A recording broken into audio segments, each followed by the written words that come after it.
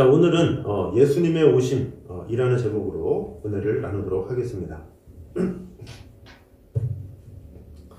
자, 예수님이 이 땅에 오신 그 사건이 요한복음 1장에 이렇게 나와 있습니다. 자, 그런데 그 예수님의 오심은 첫 번째 이런 어떻게 오셨냐? 우리 한번 보도록 하겠습니다. 시작. 예수님은 낮은 곳에 오셨다. 자, 예수님이 이 세상에 오셨는데 세상에 오셨다. 근데 세상에 어떤 곳에 오셨냐? 낮은 곳에 오셨다. 이것이 상당히 중요한 부분이다 라는 것이죠. 구유에서 냄새나는 그곳에서 오셨다라는 것이죠. 이 태어나도 어떻게 그냥 가난한 동네에서 가난하게 힘들게 이런 게 아니라 아예 그냥 여물통을 침대로 눕고 태어난다? 이거 말할 수 있습니까? 사실 예수님 입장에서는 로마 황제의 아들로 태어나면 얼마나 좋겠어요. 딱 시저의 아들로서 딱 황제로 빰빠라밤 해가지고 30년 동안 있다가 얘들아 너희들이 기다리던 메시아가 바로 나니라. 그러면은 막 백성들이 다 소리치고 와 만세 막 하면서 그랬을 거 아니에요. 그런데 예수님은 그런 방법을 택하지 않으시고 낮은 곳에 오셨다라는 것이죠. 그래서 누가복음 2장에 보면 목자들이 나오죠. 목자들이 막 예수님의 탄생을 즐거워하려고 막 오잖아요. 근데 목자들이 온 이유가 있었어. 왜냐? 그 당시 때 가장 천한 직업에 있는 사람들이 목자였어요. 그래서 그 당시 때 모여라 해도 웬만한 사람들은 모이질 않아. 그런데 목자들은 워낙 천하기 때문에 그 당시 때 그냥 부르면 와라. 그냥 뭐 이렇게 용돈 줄 테니까 와라 뭐 이런 거 있잖아요. 뭐 예를 들어서 오늘날에 뭐 아프리카 선교지 가면 계속 막 아이들이 막 오고 사람들이 들끓는다고 그러잖아요. 왜? 가난하기 때문에 뭐라도 준다 그러면 오거든요. 근데 그 당시 때 목자들이 그런 상황이에요. 지금 목자들은 늘 배고프고 늘 외롭고 늘 사람들한테 천시를 당하고 뭐 그런 자들이기 때문에 예수님이 오셨다 뭐라도 떨어지겠다 하는 마음으로 또 자신의 삶에 뭔가 좀 새로운 일이 있을까라는 마음으로 달려들 수밖에 없었다라는 것이죠. 그런 곳에 낮은 곳에 예수님께서 오셨다라는 것이죠. 우리나라의 복음도 낮은 곳에서 시작됐죠. 1892년에 세무엘 무어 선교사님이 한국에 왔어요. 이 땅에 오셔가지고 하신 일이 뭐냐면 이 32살이었는데 그 어린 나이에 한국에 도착한 후에 도착하자마자 6개월 동안 한국어 공부를 하시고 한국어로 기도할 수 있는 여러분 안녕 왔어요. 뭐 요 정도의 그런 실력으로 이제 오신 거죠. 그랬는데 이제 사람들이 교회 오라면 옵니까? 그래서 이제 성경 교육을 오전에 이제 시킨 거고 그리고 마을 순회 전도 활동을 오후에는 하시고 그러면서 사람들이 없잖아요. 그래서 한 6명의 고아를 데려다가 곤단골에서 학교를 시작한 거예요. 그래서 그 아이들을 데리고 1893년에 3월에 곤단골 교회를 설립해서 이제 목회를 시작했죠. 그래서 그 곤단골에 그 아이들은 어떤 아이들이냐? 거의 백정의 아들들인 거예요. 그냥 거의 못 배운, 그래서 자신은 못 배워서 천한 백정이지만 내 아들은 출세시켜야 되겠다. 빨리 교육을 시켜야 되겠다. 그래서 이 박가라는 사람도 이 아들을 보낸 거예요. 그래서 이 아들을 보내서 그곳에서 이제 좀 배우게 하려고 이렇게 한 거죠. 그런데 그 당시 때 이 동학으로 말미암아 콜레라가 막 창궐하게 됩니다. 콜레라가 막 돌면서 그 백정인 박가도 콜레라에 걸려서 열병에 누워있게 돼요. 그런데 거기에 그 곤단골 그 교회의 그 아동 중에 하나가 아들이잖아요. 그 아들의 아버지가 이 콜레라가 걸렸다는 열병에 걸렸다는 그 소식을 듣고 그 세무엘 무어 선교사님이 그 당시 때 그 에비슨 의사 그 제중원에 있던 에비슨 의사와 함께 그 백정 박가를 돌보기 시작해요. 근데 돌보는데 얼마나 지극히 정성을 다하는지 그 당시 때 뭐 백정이 병들었다 그러면 뭐 죽어라 그냥 너는 인간도 아니다 뭐 그러면서 무시를 당했던 그때인데 세상에 외국인 2명이 계속 드나들면서 열병을 치료해 준 거예요. 전심을 다해서 힘을 다해서 이렇게 치료해 주니까 그 박가가 감동을 한 거예요. 너무나도 감사해서 세상에 이런 분이 세상에 어딨냐. 한국에서 이곳에서 나를 다 무시하고 나를 이렇게 다 멸시천대하고 백정이라고 무시하는데 어떻게 이분들은 어떤 분이시길래 나에게 찾아와서 나를 이렇게 치료해 주시냐. 너무 감사해서 나도 교회 나가야 되겠다 하면서 교회에 나오기 시작하는 거예요. 그러면서 이 선교사님이 그 박가한테 박성춘이라는 이름을 지어줘요. 그러니까 그 당시 때는 백정이기 때문에 이름도 없었어. 근데 박성춘이라고 부르겠습니다. 뭐 이렇게 하겠죠. 그래서 이 박성춘이라는 이름으로 이 출석을 하게 된 것이죠. 그런데 그 출석하는 그 사이에 어떤 일이 있냐면, 그래도 그 당시 때 그 나라의 초기고 막 이러다 보니까 정부 고위직에 있는 사람들이나 요 사람들이 몇 명 이렇게 들락날락 한 거죠. 그래서 어떻게 보면 평일날에는 아이들을 위한 고아 사역을 하긴 하지만, 그래도 교회를 설립한 이후에는 정부의 고위직의 사람이나 약간 양반이 이제 있는 상황이었어요. 그런데 갑자기 이제 백정이 나타나서 예배를 드리니까 양반 입장에서는 냄새가 나는 거죠. 뭐냐, 왜 백정이 와가지고 더럽히냐, 막 그러면서 이 선교사님한테 얘기한 거예요. 저 백정 좀 우리 교회 나오지 못하게 하라고. 막 이렇게 투덜투덜한 거죠. 그때만 해도 벌써 이게 양반들이 한 20명 정도 오는 상황이에요. 그러니까 양반이 20명이죠. 근데 거기에 이 박성춘이라는 백정만 딱 앉아있죠. 그러니까 얼마나 이 양반들의 눈에 가시예요. 그런데 그 선교사님이, 예수님은 이 땅의 낮은 곳에서 오셨습니다. 저는 편가르기를 할 수 없습니다. 저는 계속 예배드릴 겁니다. 다 이렇게 얘기를 한 거예요. 근데 그것을 누가 들었겠습니까? 박성춘이가 들은 거예요. 세상에 나를 위해서 그 양반들을 포기하다니. 이게 쉽지 않은 거예요. 왜냐, 뭐 교회에 있으면 뭐 재정의 문제도 있을 테고 그러면 모든 것을 다 양반이 해줄 텐데, 그 백정이 무슨 돈이 있어서 뭘 하겠어요. 그러나 이 선교사님은 그렇지 않다라는 거예요. 예수님이 그런 낮은 곳에 오셨기 때문에 나는 당신들과 백정들과 차별하지 않습니다. 저는 다 하나님의 자녀로 모든 사람을 동등하게 보겠습니다. 다 그런 거예요. 그때 이 양반들이 아멘 할렐루야 했어야 되는데, 그러지 않고 그래 어디 한번 되나 보자 그러면서 나가버렸어요. 그 20명이 다 나가버린 거죠. 그래서 그들이 다 나와가지고 거기에서 홍문사골교회라는 교회를 차려요. 따로. 그래서 양반교회, 그 다음에 쌍문교회는 공단골교회 이렇게 되는 거예요. 그래서 양반들은 홍문사골교회를 다니고, 그 당시 때 이 쌍놈들은, 그 당시 때 백정들은, 그런 사람들은 곤단골 교회를 다닌 거죠. 근데 이 박가의 입장에서는, 박성춘의 입장에서는 얼마나 슬퍼요. 자기 때문에 양반들이 다 가게 되고 교회가 완전히 무너져서 혼자 남았는데. 그래서 그때부터 열심히 전도를 시작해요. 모여라! 그래가지고 백정들이 막 불러서 마을에 있는 낮고 천한 자를 다 부르기 시작해요. 그러면서 20명은 금방 채워요. 그러면서 우리 교회도 온전히 설 수 있다. 우리 선교사님이 나를 위해서 희생해 주셨는데 내가 이렇게 하면 되겠느냐. 막 그러면서 막 20명, 30명 막 부흥하기 시작한 거죠. 그러다가 양반이들이 나간 지 3년 만에 그 홍문사골교회 의문을 알 수 없는 불이 나요. 불이 나가지고 화재가 나서 그 교회가 사라져버려요. 그러니까 어디 갈 데가 없잖아요. 그래서 다시 곤단골교회 와서 죄송합니다. 저희가 죄를 졌어요. 그러면서 돌아오게 된 거죠. 그래서 짜잔 이렇게 합치게 된 것이 바로 이 1898년이 나라는 거죠. 그게 바로 승동교회예요. 승동. 지금 이렇게 인사동에 가면 이렇게 먹자골목 이런 거 있잖아요. 거기 입구에 있는 승동교회가 바로 이 교회입니다. 그래서 이 교회가 설립이 돼서 1911년에 박성춘 그 백정 출신의 그분이 최초의 장로가 돼요. 그러니까 엄청난 거죠.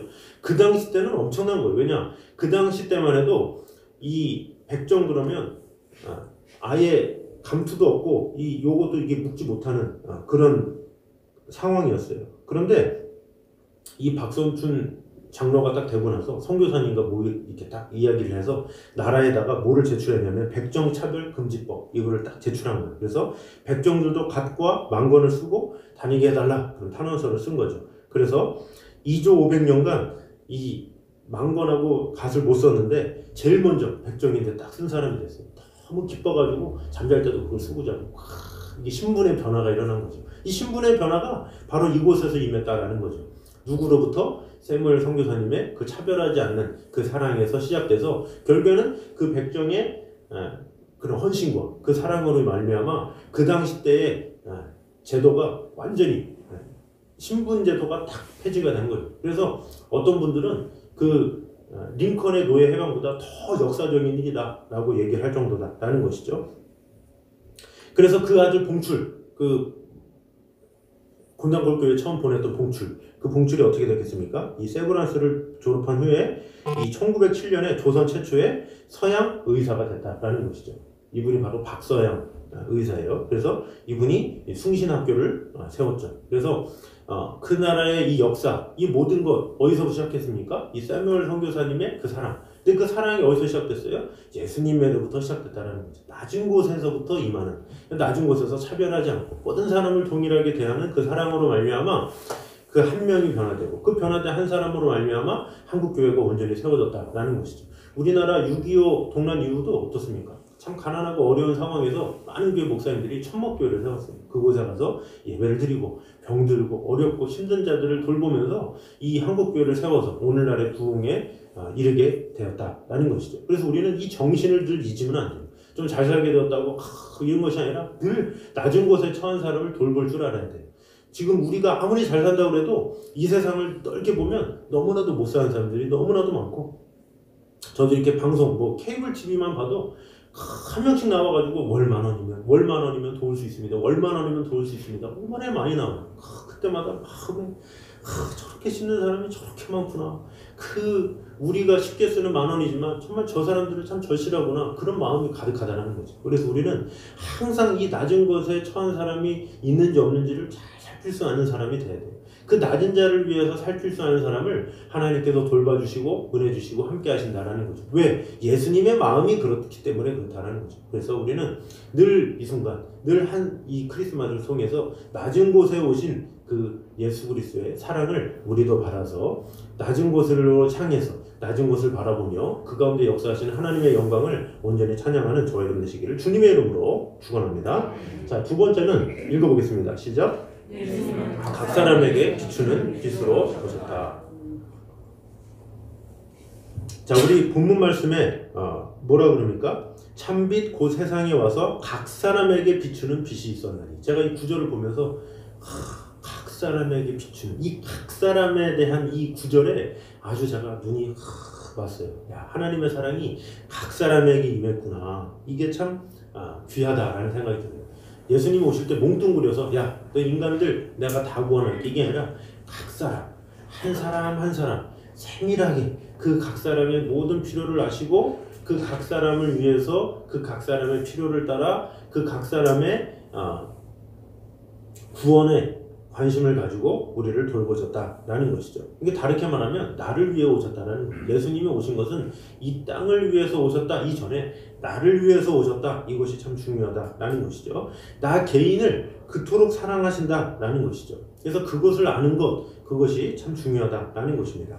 삶의 변화는 그분이 나를 위해 오셨고 나의 죄를 사하셨고 나의 삶을 통해서 이를 이루시는 분이심을 아는 것, 거기서 시작되는 거예요. 이것을 깨닫는데 오래 걸려요. 사실 많은 사람들이 교회는 다녀요. 근데 교회를 다니는데 믿음이 안 들어가는 이유는 그 중에 하나가 이거예요. 나를 위해서 오셨다는 믿음이 생기지는 않아. 하나님이 세상을 창조하신 건 믿겠어. 뭔가 예수님이 계셔서, 그러니까 예수님이 살아계시기 때문에 BC와 AD 이 중간을 가르신 분이라는 건 알겠어. 부활하셨다는 것까지는 알겠어. 그런데 그 예수님의 고난과 부활이 나를 위한 것이다 라는 것을 깨닫기까지가 어려워요.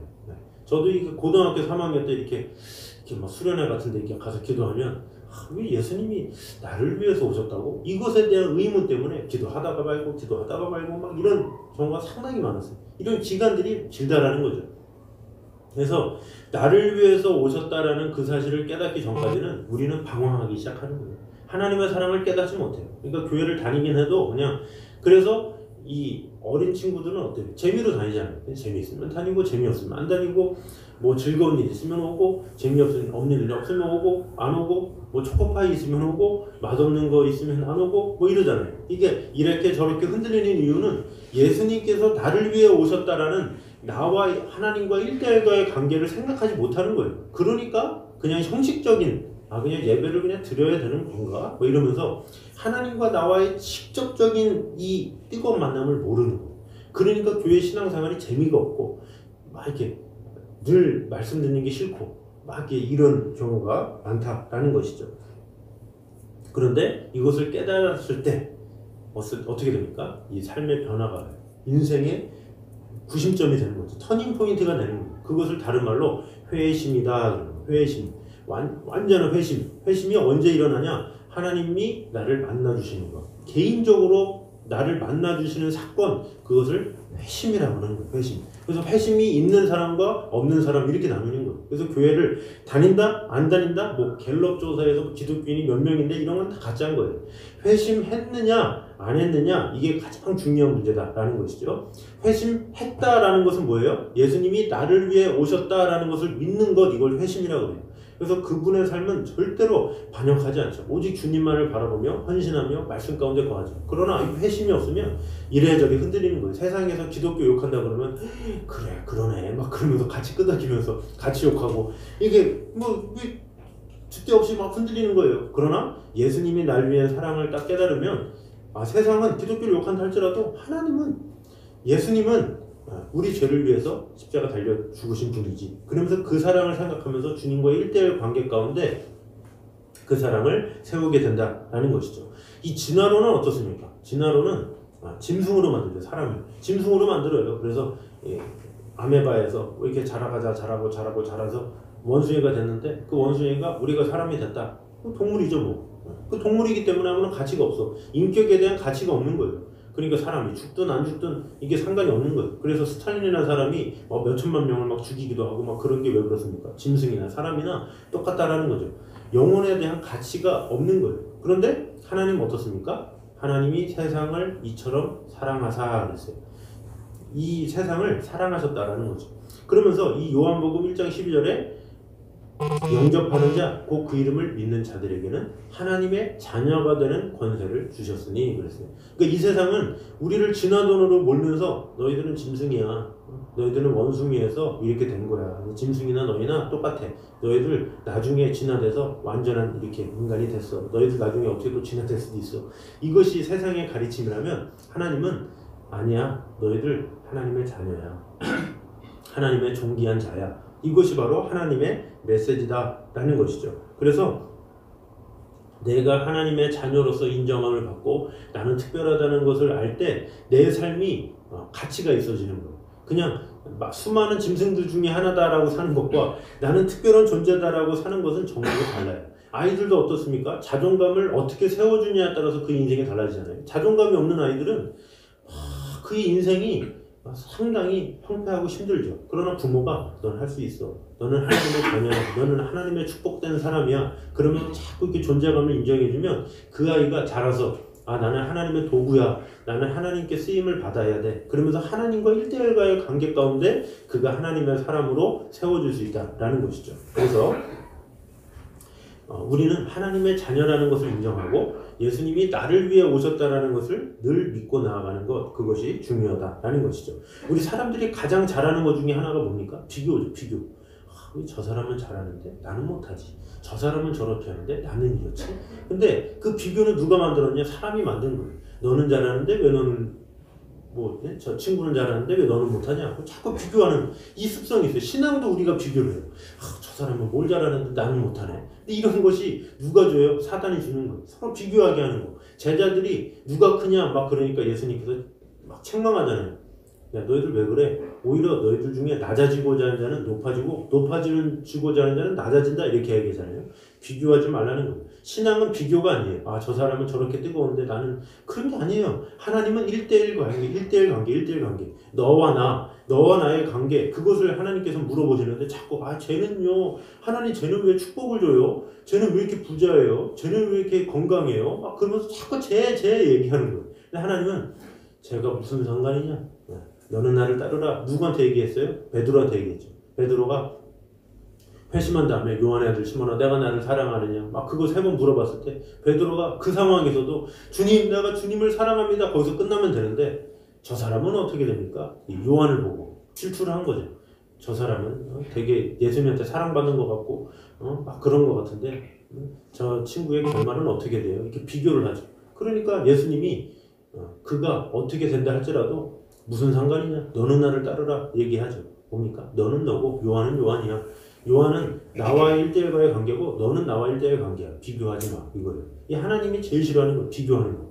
우리도 어떤 사람과의 관계, 어떤 상황에 절대 비교하는 것이 아니라 나와 하나님과의 관계, 그것을 늘 생각하면서 나아가는 것, 그것이 신앙생활이다 라는 것이죠. 그래서 우리 모두가 예수님께서는 각 사람 나를 위해 오셨다는 마음을 가지고 내가 먼저 신앙생활을 잘하고 내가 먼저 하나님을 깊이 있게 만나고 내가 먼저 하나님의 사랑에 거할 때 하나님께서 우리와 함께 하시고 보내주신다라는 것입니다. 그래서 우리 모두가 각 사람에게 오신 그 하나님의 사랑을 깨달음으로 말미암아 절대로 비교하지도 말고 나를 인간 이하로 절대 여기지 말고 나는 하나님의 가장 존귀한 자녀다. 나는 하나님과 일대의 관계 하나님은 나를 보고서 너무나도 기뻐하시고 즐거워하시고 나를 교제하기 원하시는 그런 분이시다. 나는 감격하는 마음으로 오늘도 살아가는 저 여러분 되시기를 주님의 이름으로 축원합니다. 자, 세 번째입니다. 같이 읽겠습니다. 시작. 예수님은 자기의 땅에서 자라 환영받지 못하는 것을 알매도 오셨다.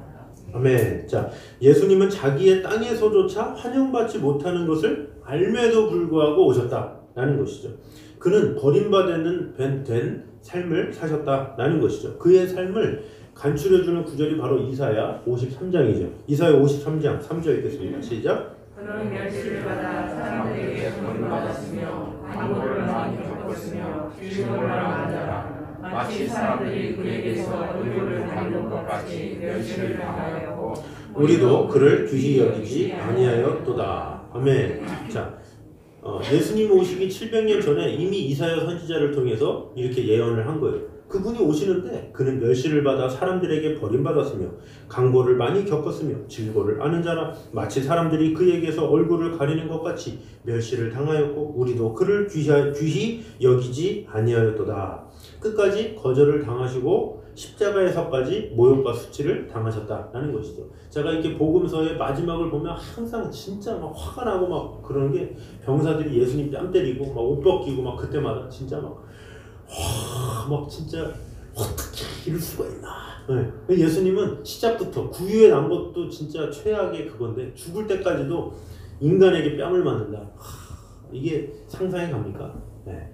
이거는 진짜 어떻게 상상할 수 없는 거예요.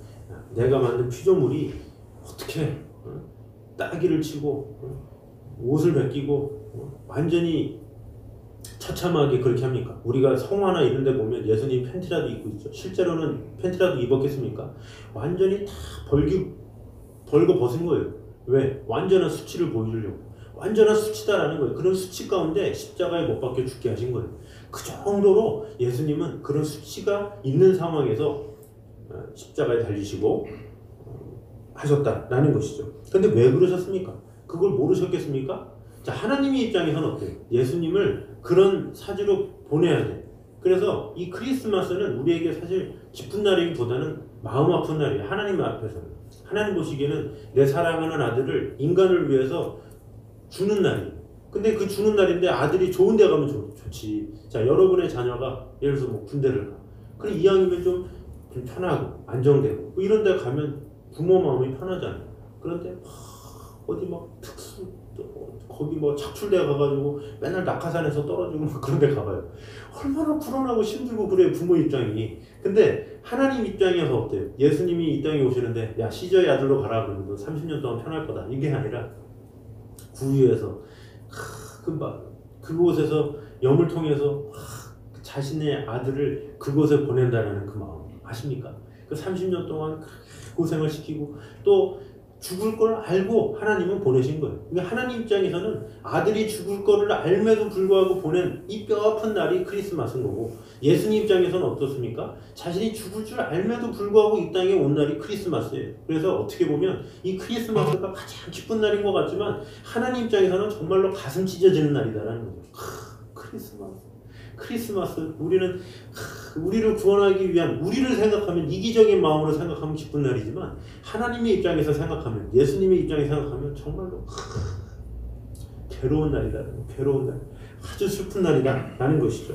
자, 그런데 이 사람들은 다 환영받고 인정받는 것을 원하지, 그 예수님과 하나님은 어떻습니까? 가면 무시를 당하고 사람들한테 멸시를 당하고 그럼에도 불구하고 오셨다라는 것이죠. 왜 그렇습니까? 우리 때문에 그렇다는 거죠. 우리 죄를 위해서 그 십자가를 담당해야만 우리를 구원할 수 있기 때문에 그 천한 곳에 그렇게 오셨다라는 것이죠. 우리가 그 사랑을 깨닫느냐 깨닫지 못하느냐, 또 그 차이가 상당히 중요하다는 거죠. 그런 나를 위해서 오셨다라는 것을 깨닫는 것, 그것을 회심이라고 그러죠. 그래서 예수님이 나 때문에 오셔야만 했구나. 그러니까 하나님이 예수 그리스도를 보내셔야만 내가 구원을 받을 수 있기 때문에 그런 엄청난 결단을 하셨구나. 그것을 깨달아야 알아야 된다라는 것이죠. 아브라함이 이삭을 바쳤을 때 어떻습니까? 하나님께서 바쳐라 했을 때 고민하지 아니하고 나귀의 안장을 지고 이렇게 갔잖아요. 근데 그 아브라함의 마음이 하나님의 마음이었다라는 거죠. 우리를 구원하시기 위한 그 사랑이 너무나도 크기 때문에 마음은 아프지만 그러나 그래 내가 결단하겠다 해서 예수 그리스도를 우리를 위해서 보내셨다라는 것입니다. 그래서 하나님의 그 놀라운 사랑, 그 예수 그리스도의 그 사랑을 아는 사람은 삶이 다를 수밖에 없어요. 그것을 아는 사람은 주님 앞에 나와서 예배하고 하나님 앞에 헌신하고 주님 앞에 드려지는 이 모든 것이 다를 수밖에 없다라는 것이죠. 그래서 그 사랑을 얼마나 아느냐, 그 사랑을 내가 얼마나 누리며 사느냐, 이것이 참 중요하다라는 거예요. 그 사랑을 모르면 자꾸 크리스마스를 낭만적으로만 생각하고 크리스마스 때 눈이 안 오네, 크리스마스 때 선물이 없네, 그러면서 그 예수님의 마음은 모르고 계속 이게 철없이 계속 크리스마스 이렇게 놀려고만 생각한다라는 거죠. 그러나 이 주님께서는 오히려 이 크리스마스를 통해서 내가 너를 위해서 아들을 보냈어, 그 사랑을 깨달으라, 그것을 원하신다라는 것이죠. 그래서 우리는 이 크리스마스를 통해서 예수님이 나를 위해 오셨어야만 했고 나를 구원하셨어야만 했고 그 사랑 안에 내가 온전히 거할 수 있으면 늘 감사하는 그런 크리스마스가 되어야 정말로 하나님께서 야 내가 이 크리스마스를 줬더니 정말로 내가 준 의미를 아는구나 라고 하면서 주님도 기뻐하시고 우리 또 하나님 앞에 영광 돌릴 수 있다라는 것입니다. 그래서 우리 모두가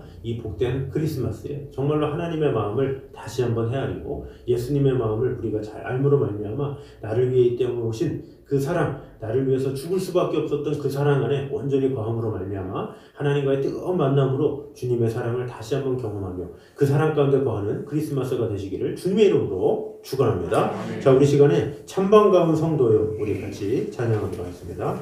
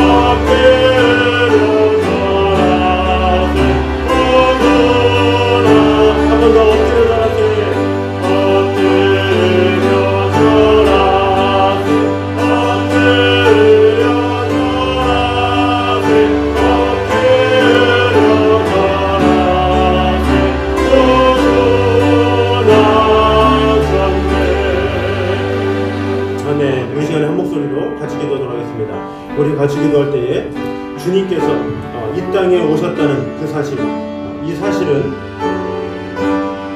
바로 낮은 곳에서 오셨다라는 것을 기억함으로 말미암아 주님, 오늘도 낮은 곳에 오신 주님의 마음을 생각하면서 내 주위에 낮고 또 연약한 자, 또 아픈 자, 또 위로받을 자들을 생각하는 그런 크리스마스가 되게 하여 주시옵소서. 기도해 주시고, 더불어서 예수님은 각 사람에게 비추는 빛으로 오셨음을 우리가 알므로 말미암아 나를 위해 오셨음을 깨닫는 자가 되게 하여 주시옵소서. 다시금 온전히 회심하며 아버지 하나님의 사랑 가운데 거하는 자가 되게 하여 주시옵소서. 기도해 주시고, 마지막으로 예수님은 자기 땅에서조차 환영받지 못하는 것을 알면도 불구하고 우리를 구원하시기 위해서 오셨다는 것을 오늘 알므로 말미암아 날 위해 십자가에 달리신 그 예수 그리스도의 그 사랑을 오늘도 깨닫는 크리스마스가 되게 하여 주시옵소서. 우리 한 목소리로 같이 기도하도록 하겠습니다. 찬양 주님 감사합니다. 아버지 하나님 정말 주님께서 지켜주시고 역사해 주시고 은혜 주시고 함께하여 주시옵소서. 놀라운 하나님의 은혜가, 놀라운 하나님의 사랑이 우리 안에 함께할 수 있도록 지켜주시고 역사하여 주시옵소서. 아버지 하나님, 나를 위해 가장 낮은 곳에서 임한 그 주님의 사랑을 우리가 깨달아 할 수 있도록 지켜주시고 함께하여 주시옵소서. 그 낮은 곳을 먼저 돌아보고 그 낮은 곳을 위하여 우리의 마음과 생각을 드리는 자들 될 수 있도록 축복해 주시고 함께하여 주시옵소서. 아버지 하나님, 더불어서 아버지 하나님, 정말 주님께서 이 땅에 오신 것은 각 사람을 위해서 오셨다는 것을 기억함으로 말미암아 나를 위해서 이 땅에 오시고 나를 위해서 죽으시고 나를 위한 놀라운 사랑을 깨달아 할 수 있도록 지켜주시고 함께하여 주시옵소서. 아버지 하나님, 또한 주님께서 은혜 주셔서 지켜주셔서 예수님의 그 사랑이 정말로 나를 위한 놀라운 사랑이며 자기 땅에서조차 환영을 받지 못했던 그 삶을 우리가 깨달아 알므로 말미암아 놀라운 하나님의 사랑 가운데 걸 수 있도록 지켜주시고 함께하여 주시옵소서. 주님을 사랑합니다. 찬양 주님 감사합니다. 예수님께서 이 땅에 오신 그 사랑을 우리가 오늘 알게 되었습니다. 예수님이 이 땅에 오실 때에 그 높은 곳에서 온 것이 아니라 가장 낮은 곳에서 오셨음을 우리가 배웠습니다. 아버지 하나님, 주님의 오심을 우리가 기억하며 우리 또한 낮은 곳에 먼저 마음을 둘 수 있는 그런 자들 될 수 있도록 지켜주시고 함께하여 주시옵소서. 또한 예수님은 모든 사람의 전체로 오시기보다는 각 사람에게 비추는 빛으로 오셨다라고 말씀하셨습니다. 나와 하나님과의 관계를 온전히 세우기 위해서 이 땅에 오셨습니다. 아버지 하나님, 내가 먼저 하나님을 깊이 있게 만나고 정말로 나와 1대1과의 관계 가운데 놀라운 하나님의 사랑을 꼭 깨달아 알 수 있도록 주님께서 지켜주시고 함께하여 주시옵소서. 아직까지 타성에 젖은 신앙생활을 했다면 이제는 하나님과 1대1과의 관계 가운데 뜨거운 신앙과 그 만남으로 주님을 찾는 그런 자들 될 수 있도록 지켜주시고 함께하여 주시옵소서. 또한 예수님은 자기 땅에서조차 환영받지 못하는 것을 알매도 불구하고 오셨음을 오늘 보게 되었습니다. 끝까지 거절을 당하셨음에도 불구하고 수치를 당하시면서까지 십자가 달리셨던 이유, 그 이유가 무엇이겠습니까? 우리를 구원하기 위해서, 우리를 하나님의 자녀 삼아 주시기 위해서 그런 희생하신 그 사랑을 우리가 깨달을 수 있도록 인도하여 주시옵소서. 그래서 이 크리스마스가 그저 즐겁게 흥청망청하는 시간이 아니라 오히려 하나님의 사랑을 알고 예수 그리스도께서 나를 위해서 죽으신 그 사랑을 다시 한번 깨닫는 시간 되어서 정말로 이 크리스마스로 말미암아 그 크신 하나님의 사랑을 깨닫는 시간 될 수 있도록 축복해 주시고 함께하여 주시옵소서. 이제는 우리 주 예수 그리스도의 은혜와 아버지 하나님의 무한하신 사랑과 성령님의 교통하심이 날 위해 이 땅에 오신 그 예수 그리스도만을 온전히 찬양하며 증거하기 원하는 이 자리에 있는 모든 성도들 위해 이부터 영원까지 함께 있기를 간절히 축원하옵나이다. 아멘.